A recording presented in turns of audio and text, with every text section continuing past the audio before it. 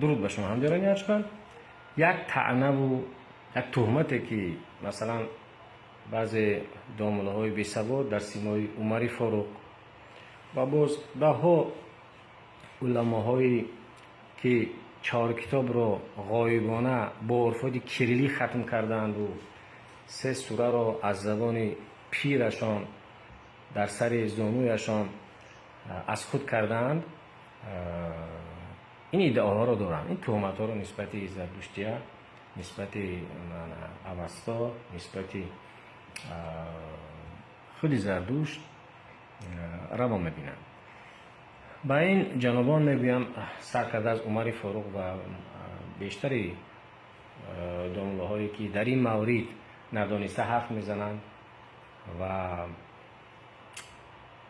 طعنه میزنند، تهمت میکنند، میفرمایم که کتاب خوانند. گو در عالم شرق مانند ماده و زمین مقدس بود. همین کیومرز که شما بابای آدمش میگوید در دینهای قبلی بالخواسته در زردشتیه این گومرد است. قسمتی بالایش یعنی انسان است، پایینش گو. و مثلا گو در تمدن ریمی قدیم، مصر قدیم و یونان قدیم هم مقدس بود. مثلا در مصر کشتن گاو کاملا ممکن نبود. مانند طوری گفتم زمین و مادر مقدس دانسته میشد. برای هندوها هم در ببینید که مثلا کریشنا، اگر مثلا بیشتر پیامبران ما و شما که خوانده یا پادابان بودن یا که گوسفندبان بودن یا اشتربان بودن، مثلا کریشنا برای هندوها گفتم ممکن یک پیامبر یا پیشوا چی میکرد؟ در کودکی شغل گاوبانی داشت و بسیار محترم میدونست. همچنین در ببینید که در فرهنگ هندوها خوردن گوشت گاو ممکن نیست. ویگیتریان تن. ویگیتریانتی آنها را چی تامین میکرد؟ شیری گاو، محصولات شیری از گاو. به همین خاطر در هندوها گاو مقدس است. اکنون البته به زردشتی هم، چرا که ما یک تمدنیم با هندوها، آریایی. ببینید که میان اوستا و ویدا ها فرقش همین است. به قول استاد باباخان بابانظر که گویا انگلیسی بریتانیا و انگلیسی امریکا.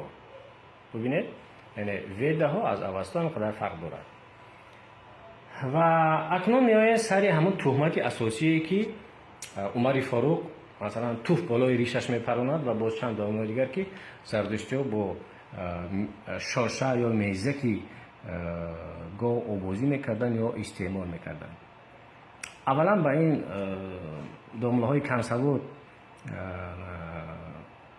میرسونم که خودی حضرت محمد هم در یک از حدیث ها وقتی که یک نیازمند نزدش میاد تفسیر میگه که با شاشه و با میزه که اشتر آب بازی کنه و همزمان بینوشدش.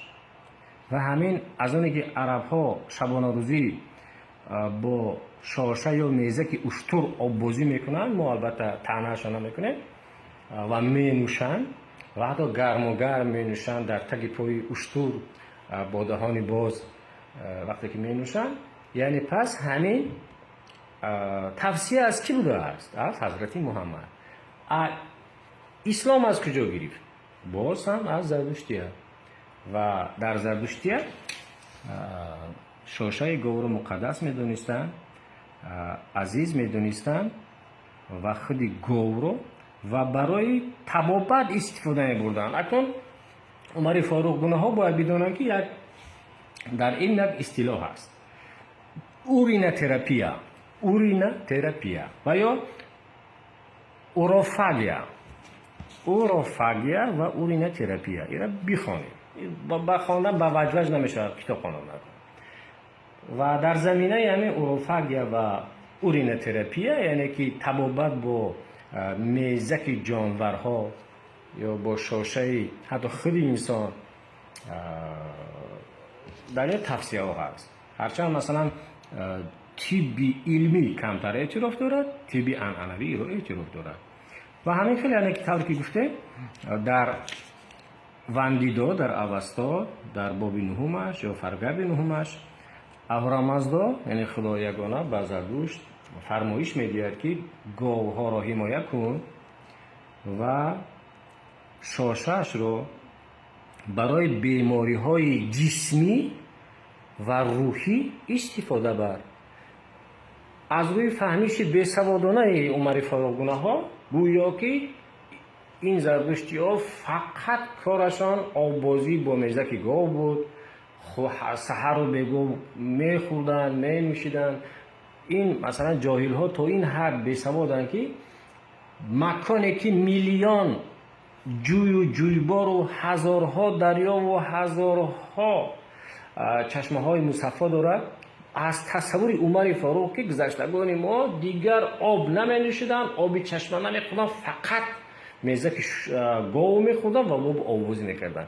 دو تهمتی که 4 عرب ابله جاهل در زمانش به گذشتگان ما برای پیروزی اسلام و زردشتی کرده است، اینها تا حالا باور دارند این کار در عربستان بود، چون در آنجا آب نیست، کوهستان است. اونها زار شاشه شترند و اونها بازی میکردند و اونها می نوشیدند، استعمال میکردند.